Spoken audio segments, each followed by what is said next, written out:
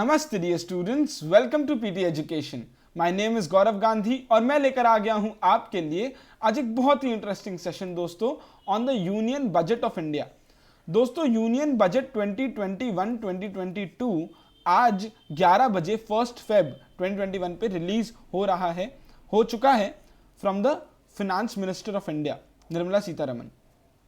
सो दोस्तों union budget तो release हो गया, अब हमें समझना यह है कि कौन से ऐसे 5 सबसे महत्वपूर्ण सबसे इंपॉर्टेंट चार्ट्स नंबर्स क्या है जो हमें चेक करना सबसे ज़्यादा ज़रूरी है ताकि हम इंडिया का economic recovery, general trend, development कितना होगा वो समझने के लिए 5 नंबर समझना बहुत ज़रूरी है दोस्तों। So let's try and understand. मैंने इसके पहले ही आपके लिए एक सेशन दिया था जिसमें कि हम basics of the union budget के बारे में बात किए थे और उसके बाद अब ये सेशन कर लेते तो एक अच्छा पैकेज हो जाता है जिसमें कि 5 most important numbers to check हम देखेंगे। सो दोस्तों 11 बजे यूनियन बजट रिलीज हो चुका है और क्या हम एक्सपेक्ट कर रहे हैं from the union budget, let's try and understand. This will be very important for all exams, general learning और सभी के लिए बहुत ज़रूरी है। उसके पहले दोस्तों we welcome you all for the PT subscription courses of CA booster premium and power of 10 from our website, जो आप यहाँ से ज्वाइन कर सकते हो। Excellent coverage of current affairs and editorial analysis इसमें आपको मिलेगा दोस्तों। Very very ideal for professional, civil services, MBAs and college students. Do join and also this is the GK compilation of 2020 year का सारा GK. It is an excellent coverage of all the GK and current affairs compilation. आप इस link से इसे जरूर purchase कर सकते हो। अब दोस्तों समझते हैं budget to focus on job creation and health today. So दोस्तों Nirmala Sitharaman the finance minister of India का ये 3rd बजट है जो वो आज प्रेजेंट कर चुकी हैं। जब मैं रिकॉर्ड कर रहा हूं उसके बाद तक तो हो ही जाएगा दोस्तों। This comes in the backdrop of the expectations of the economy to contract by 7.7%, जो हमारा इकोनॉमिक सर्वे ने ऐसा प्रेडिक्ट किया है कि 7.7% से कॉन्ट्रैक्ट करेगा हमारा इकोनॉमी। तो ये बजट बहुत बहुत इंपॉर्टेंट हो जाता है and Nirmala Sitharaman herself has told that this year's budget will be like never before. So what do we expect and what do we not expect? So what do we expect is a budget with a growth of with a human touch. What is that? Philosophy of human touch. अब वो क्या है? Farmer incomes को raise किया जाए, jobs Young's के लिए और ज़्यादा बढ़ाया जाएगा, हेल्थ केयर स्टैंडर्ड्स बढ़ाया जाएगा, ease of compliance for citizens and businesses, big infrastructure project, continued support to MSMEs and making India self-reliant to become a key player in the global supply chain. And what do we not expect कि आप कोई भी ऐसा major exemption on taxation आप expect मत करो, क्योंकि ऐसे ही इस बार के टैक्सेस और जो रिसोर्सेज आए हैं गवर्नमेंट के पास रिसीट्स वो कम ही हैं because of the pandemic. So let's understand from 5 different charts कि इंडिया का बजट के बारे में अब हमें क्या उन 5 नंबर्स को देखना जरूरी है। सबसे पहला ये रिवाइज्ड एस्टिमेट्स का जो नंबर्स है ना वो हमें देखना बहुत जरूरी है दोस्तों। एक रिवाइज्ड एस्टिमेट्स होता है और एक बजटरी एस्टिमेट्स होता है। रिवाइज्ड एस्टिमेट्स ईयर खत्म होने के बाद वापस से जब रीलुक करते हैं पीछे तब हम रिवाइज्ड एस्टिमेट्स निकालते हैं। सो दोस्तों the budget will give revised estimates of 2020-21 again.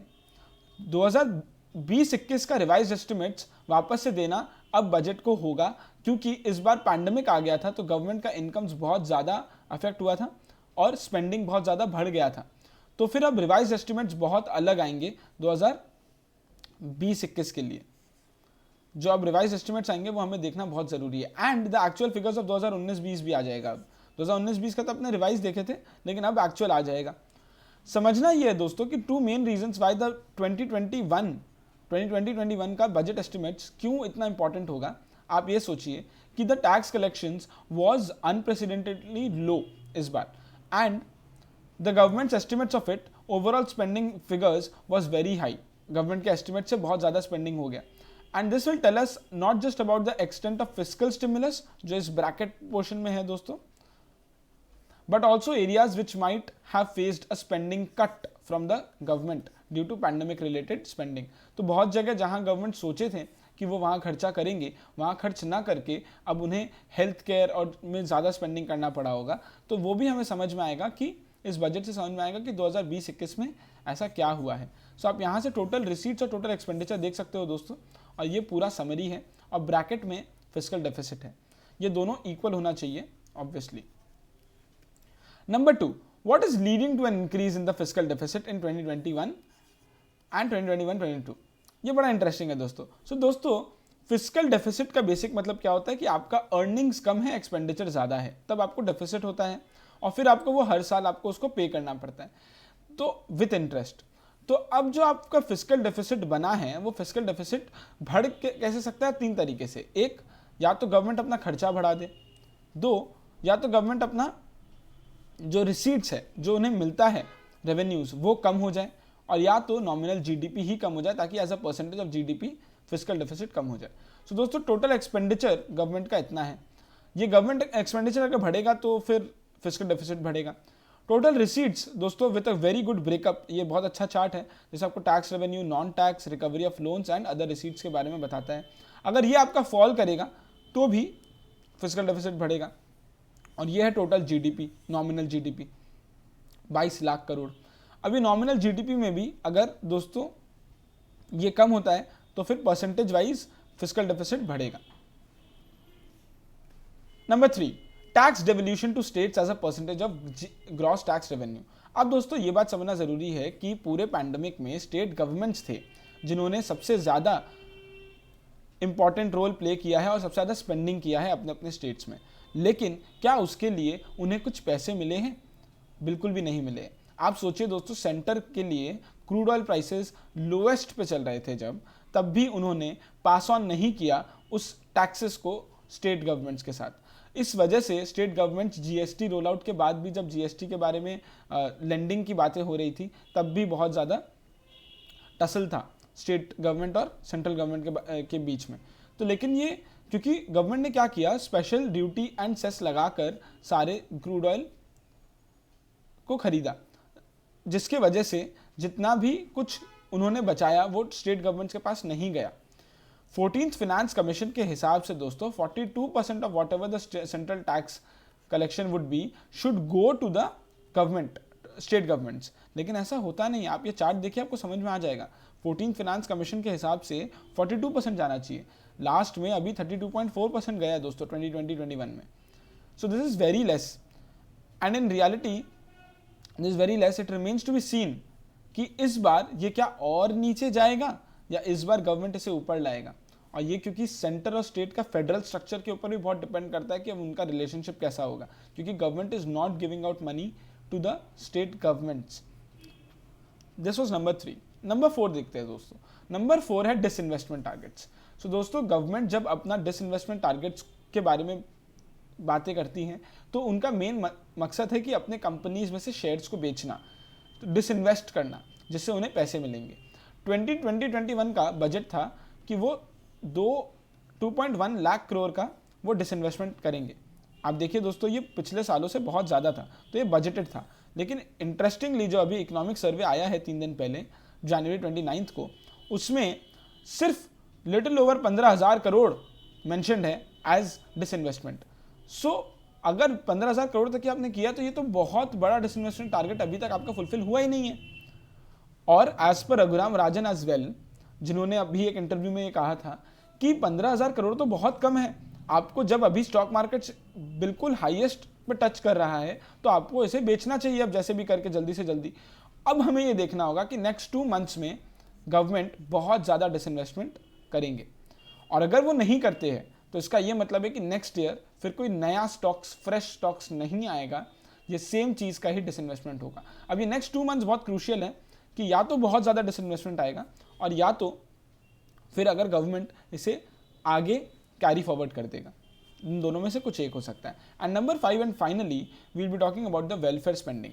Welfare spending में हम मनरेगा और फूड सब्सिडी के बारे में बात कर रहे हैं। तो गवर्नमेंट का ना दोस्तों ये एज ओल्ड प्रॉब्लम है। क्या प्रॉब्लम है कि वो हमेशा अंडर एस्टिमेट करते हैं अपने स्पेंडिंग को। स्पेंडिंग आपको पता है पिछले साल कितना हुआ है, तो इस साल पिछले साल जितना तो होगा या उससे ज़्यादा होगा, लेकिन ऐसा वो करते ही नहीं है। जब 61,000 crore was given for MNREGA तो उसके बाद आपको पता है 2018-19 में अगर आपने इतना दिया तो 2019-20 में उससे थोड़ा ज़्यादा ही होना चाहिए, लेकिन वो उससे कम ही बजट करते हैं। फिर क्या होता है, फिर वो ज़्यादा हो जाता है। जब ज़्यादा हो जाता है तो उसको उन्होंने उसे एक्चुअल या फिर रिवाइज्ड में चेंज करना पड़ता है। The same happened with 2020-21 also. जब आपको पता है कि 71,000 का आपका रिवाइज एस्टिमेट आया पिछले साल का, उसके बाद भी आपने कम एलोकेट किया एज बजट, तो फिर क्या होता है, फिर बाद में बजट में प्रॉब्लम आता है। द गवर्नमेंट हैज़ बेसिकली, और आप ये याद रखिए कि इस साल तो 1 लाख करोड़ तो टच कर ही चुका है मनरेगा। अगर आपको याद हो तो 2020-21 में मनरेगा हैज़ टच्ड 1 लाख करोड़, 40,000 करोड़ और गवर्नमेंट ने डाल दिया था। तो इस वजह से अब it will be very interesting to know कि 2020-21 में का रिवाइज नंबर्स क्या आता है। ये तो बजटेड नंबर्स था, अब रिवाइज नंबर्स क्या आता है ये समझना बहुत ज़रूरी है।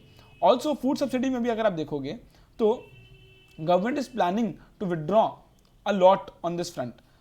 जितना भी budgetary allocation for food subsidy होता है उसका पैसा देता कौन है, पीडीएस का, पब्लिक डिस्ट्रीब्यूशन सिस्टम का, वो एफसीआई देता है, food corporation of India, and not the government directly. तो उसके बाद एफसीआई को तो गवर्नमेंट को पे करना पड़ता है। तो एफसीआई का बर्डन, पहले डेट बर्डन बहुत बढ़ते जाता है क्योंकि गवर्नमेंट बहुत डीलेड पेमेंट्स करता है एफसीआई को। और आप देखिए इनका नंबर्स ही गलत रहता है, आप बजट ही गलत करते हो, उसके बाद आपको जाकर बजट को ठीक करना पड़ता है रिवाइज एस्टिमेट्स में। So this is very important to be seen. और अगर इनमें ज़्यादा बजट नहीं आया, इसका मतलब है कि इन दोनों के अलावा और भी कुछ गवर्नमेंट रिलीज करने वाला है, तभी इसमें ज़्यादा नहीं आया। सो ये 5 चीज़ें थी दोस्तों जिसके बारे में वी हैड टू टॉक। एक पहला था रिवाइज एस्टिमेट्स फॉर 2020-21, नंबर 2 था फिस्कल डेफिसिट के बारे में, नंबर 3 था tax devolution to states as a percentage of gross tax revenue, number 4 था डिसइन्वेस्टमेंट प्लान्स क्या है गवर्नमेंट के, और नंबर 5 है वेलफेयर स्पेंडिंग।